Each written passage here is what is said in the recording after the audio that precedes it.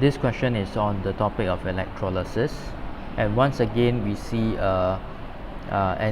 two electrolytic cells that are being connected in series. Alright, so when you have two electrolytic cells connected in series, the important thing to remember is this, that you have the current going into each cell is the same. Okay, if the current passing into each cell is the same, it simply means that you have the same number of moles of electrons.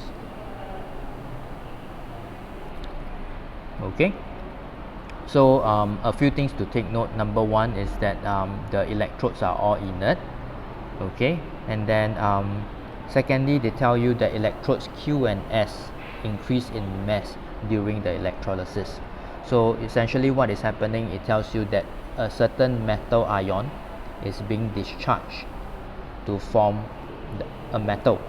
Alright, so metal ion is being discharged to form metal. So that's why the electrodes increase in mass.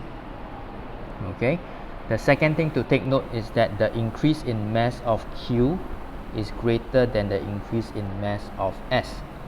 That means that the increase in mass for Q and S are not the same.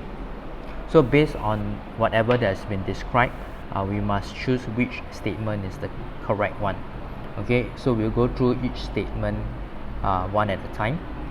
A, the cation in cell 1 is the same in cell 2, but the solution in cell 1 is more concentrated than in cell 2. Okay, this is not correct.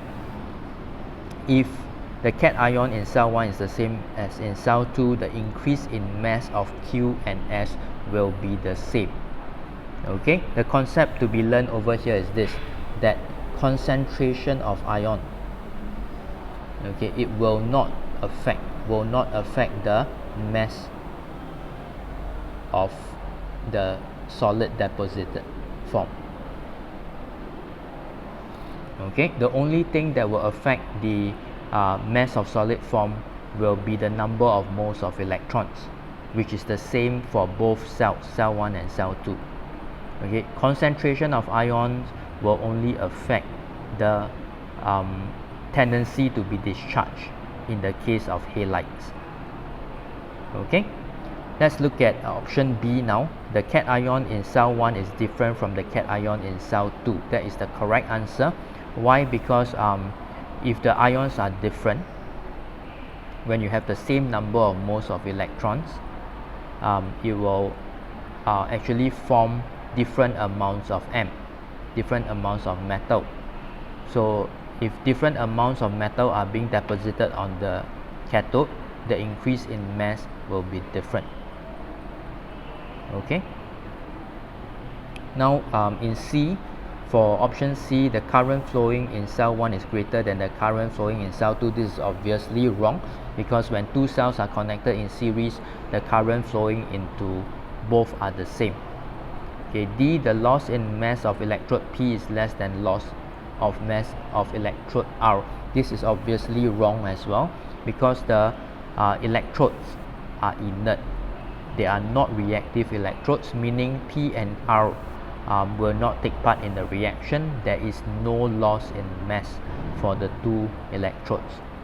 Okay, an anode will only decrease in mass when it is a reactive electrode and when it can be oxidized, meaning it will dissolve into the electrolyte.